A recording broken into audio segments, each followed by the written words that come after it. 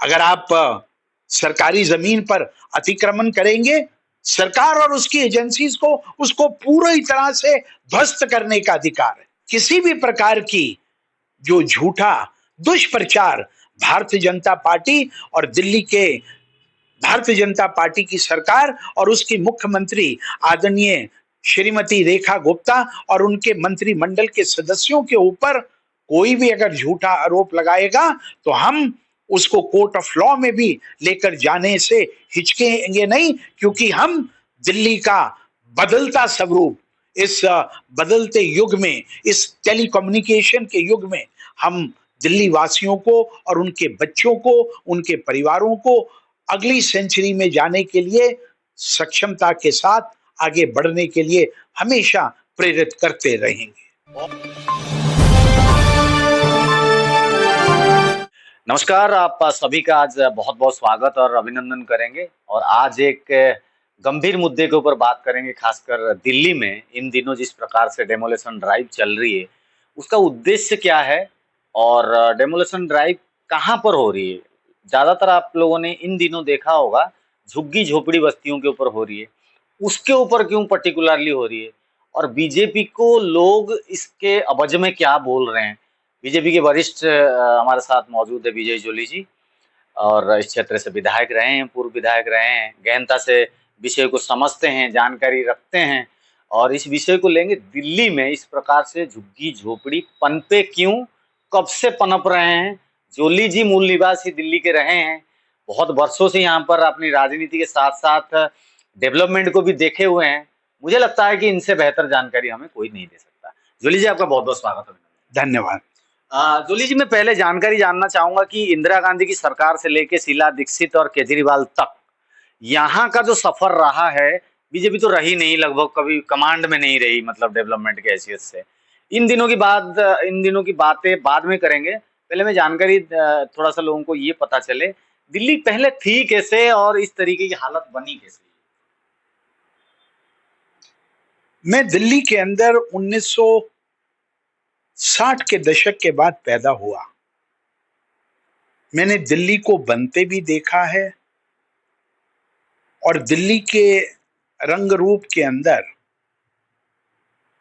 एक आर्टिस्ट जिस प्रकार से रंगों को भरता है और रंगों को भरने के बाद अपने चित्र को जिस प्रकार से समाज और देश के सामने रखने की कोशिश करता है, मैं उससे भी रूबरू रहा हूं। दिल्ली में जिस प्रकार से पहले तो श्रीमती इंदिरा गांधी के समय अनेक वर्षों तक दिल्ली के गरीबों को जिस प्रकार से वोट बैंक की राजनीति के चलते अनन अनधिकृत स्थानों के ऊपर अतिक्रमण करके उनको बसाने की रणनीति बनी, और वो रणनीति शीला दीक्षित जी के 15 साल के कार्यकाल में उसको परिकाष्ठा पे चढ़ाया गया। पूरा एक सिंडिकेट टाइप का दिखाई दे रहा है। और उसी सिंडिकेट के रूप में जिस प्रकार से दिल्ली की आम आदमी पार्टी के लिफाफेबाज, जुमलेबाज आदरणीय मुख्यमंत्री रहे अरविंद केजरीवाल जी के दिल्ली में शासन के दौरान दिल्ली के गरीबों के साथ, दिल्ली की मलिन बस्तियों में रहने वाले लोगों के साथ उनको वोट बैंक के रूप में इस्तेमाल किया गया, उपयोग और दुरुपयोग किया गया, उनसे वादे किए गए। लेकिन मैं पूछना चाहता हूं, दिल्ली की इन मलिन बस्तियों को रंग रूप भरने वाले कौन लोग थे? ये वही लोग थे जो झूठे सपने दिखाकर, लुभावने सपने दिखाकर दिल्ली के हैव नॉट्स, जिनके पास ना तो घर था, ना रोजगार था, ना शिक्षा थी, लेकिन वोट देने का अधिकार जरूर था, और वो वोट देने के अधिकार को सबसे पहले भारत की प्रधानमंत्री श्रीमती इंदिरा गांधी जी ने, बाद में दिल्ली की मुख्यमंत्री रही आदरणीय श्रीमती शीला दीक्षित जी ने, और बाद में आम आदमी पार्टी के मुख्यमंत्री रहे अरविंद केजरीवाल जी ने भरपूर उपयोग कर कर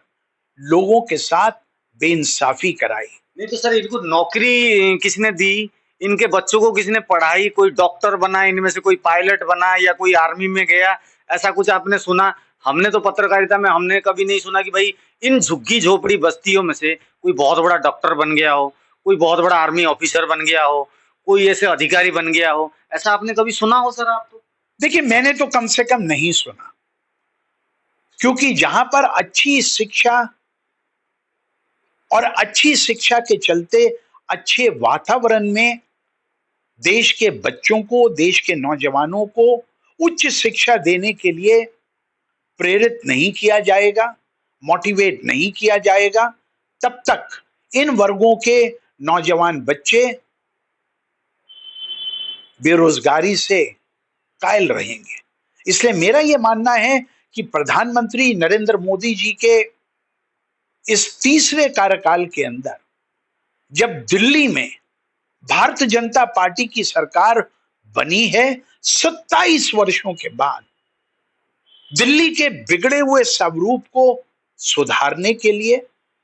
दिल्ली के गरीबों के साथ हो रहे अन्याय को दुरुस्त करने के लिए जो अतिक्रमण सरकारी जमीनों पर किए गए हैं,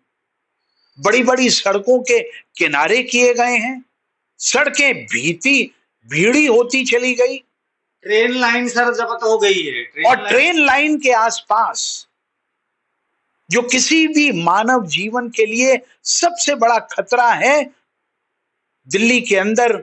अगर आप किसी ट्रेन से आते हैं और ट्रेन लाइन पटरी के दोनों तरफ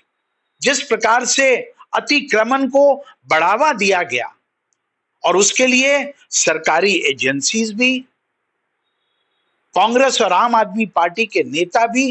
पूर्ण रूप से जिम्मेदार हैं। और गंदे नाली के आसपास रहते हैं सर लोग, इनको तोड़ा नहीं जा रहा है, अपितु मेरे हिसाब से तो इनको सर विस्थापित करके इनको अच्छी व्यवस्था देना, शिक्षा देना, हाइजीन मेंटेन करके इनकी जीवन सुधरेगा। मगर इस व्यवस्था को ये एक दूसरे एंगल दिया जाने की कोशिश किया जा रहा है कि भाई इनको बर्बाद किया जा रहा है, इनको तोड़ा जा रहा है, इनके जीवन को नष्ट किया जा रहा है। क्या इस तरीके से गंदे नाली के आसपास रहना, क्या ट्रेन लाइन के आसपास रहना, क्या इनके बच्चों को अच्छी शिक्षा व्यवस्था में सम्मिलित ना होना, मेन स्ट्रीम में ना आना, क्या ये लोग यही चाहते थे कांग्रेस और आम आदमी पार्टी? मैं तो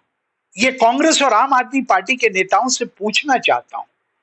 दिल्ली के गरीबों की इस दुर्दशा के लिए कौन जिम्मेदार है? भारतीय जनता पार्टी तो अभी मुश्किल से पिछले 90 दिन से दिल्ली की सत्ता में है,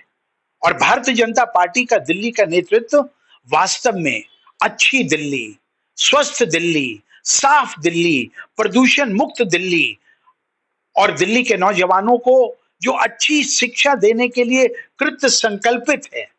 जो दिल्ली की भीड़ी सड़कों को चौड़ीकरण करने में लगी हुई है, जो दिल्ली के अंदर जो थोड़ी सी वर्षा होने के बाद जिस प्रकार से मिंटो रोड और उसका आसपास का इलाका पानी से भर जाता था। मैं दिल्ली के वर्तमान जल मंत्री प्रवेश वर्मा जी को बहुत बहुत बधाई देना चाहता हूं। उन्होंने दिन में रात में अधिकारियों के साथ इन संभावित क्षेत्रों का दौरा कर कर अधिकारियों पर प्रेशर बनाकर जो कमी पेशी थी वो इस कम समय में पाटने की कोशिश करी है। और आज जो भारतीय जनता पार्टी के खिलाफ और भारतीय जनता पार्टी की दिल्ली सरकार के खिलाफ आरोप झूठे लगाए जा रहे हैं कि ये दिल्ली की झुग्गी झोंपड़ी को तोड़ने में ज्यादा लगे हैं, जोड़ने में नहीं लगे, मैं उसका प्रतिकार करता हूं, मैं उसका विरोध करता हूं। और मैं ये बताना चाहता हूं दिल्ली के सभी नागरिकों को, दिल्ली अच्छी बने, दिल्ली स्वच्छ बने, दिल्ली के अंदर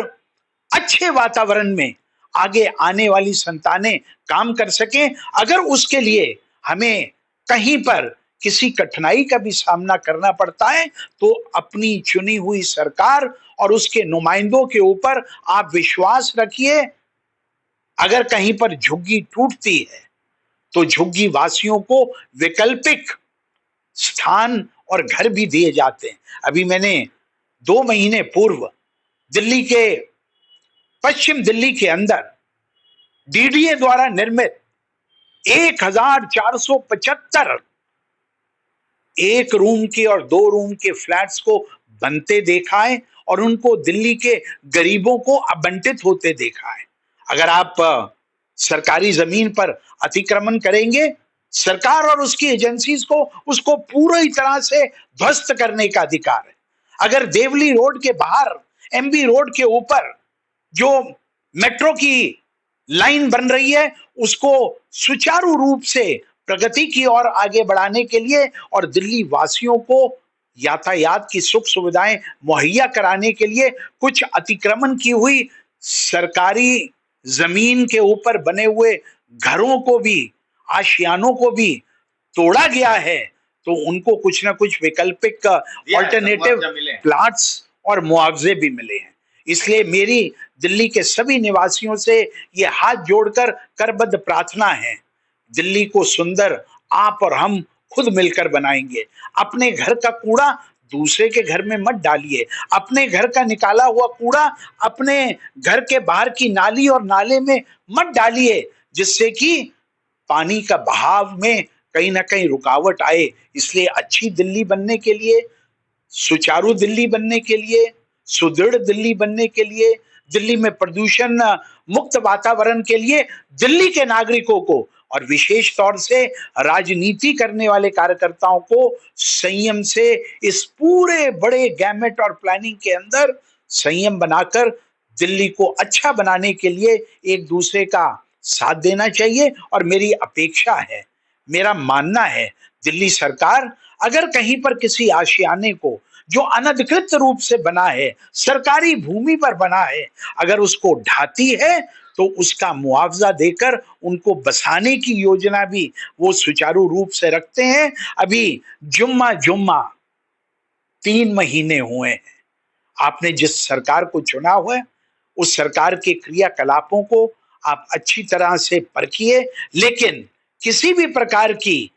जो झूठा दुष्प्रचार भारतीय जनता पार्टी और दिल्ली के भारतीय जनता पार्टी की सरकार और उसकी मुख्यमंत्री आदरणीय श्रीमती रेखा गुप्ता और उनके मंत्रिमंडल के सदस्यों के ऊपर कोई भी अगर झूठा आरोप लगाएगा तो हम उसको कोर्ट ऑफ लॉ में भी लेकर जाने से हिचकेंगे नहीं, क्योंकि हम दिल्ली का बदलता स्वरूप इस बदलते युग में, इस टेलीकम्युनिकेशन के युग में हम दिल्ली वासियों को और उनके बच्चों को, उनके परिवारों को अगली सेंचुरी में जाने के लिए सक्षमता के साथ आगे बढ़ने के लिए हमेशा प्रेरित करते रहेंगे। बहुत बहुत धन्यवाद सर।